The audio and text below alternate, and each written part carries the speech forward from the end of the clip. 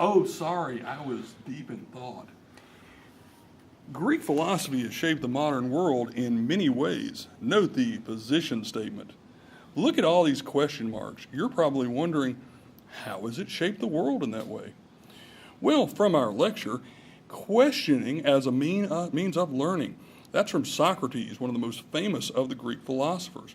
This is known as the Socratic method, asking a series of questions so that you will finally get to the answer that you're looking for. Note, questioning power can be deadly. For Socrates, it was especially deadly because, well, he died. He was put to death.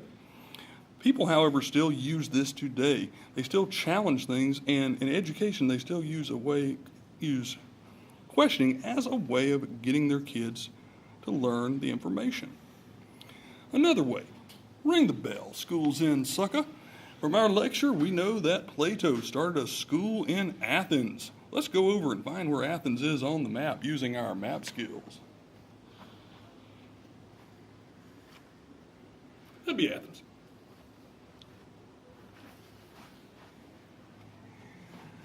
First there was Socrates, then there was Plato, then there Aristotle.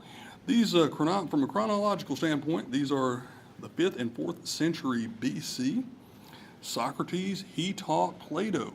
Plato, as we said, started a school in Athens. He ended up teaching Aristotle, and Aristotle taught Alexander the Great. A little bit more on Plato, though. Plato had some very definite ideas on government that are still around today. Plato believed that smart men and smart women should have children that would be smart people that would be leaders. Smart people would lead, others would obey. Now, something's a very modern idea, something that's around today. Plato didn't care if you were a man or a woman. Either way, you could be a fine leader if you were a smart person. However, he wasn't so much for democracy. He was against that. He thought it led to bad decisions like the killing of his teacher, Socrates. All right, one more. Aristotle's important today. According to the ancient Greek world's text, he believed that observation was more important than just logic. Modern science, anyone? We still use that. And some textbook references.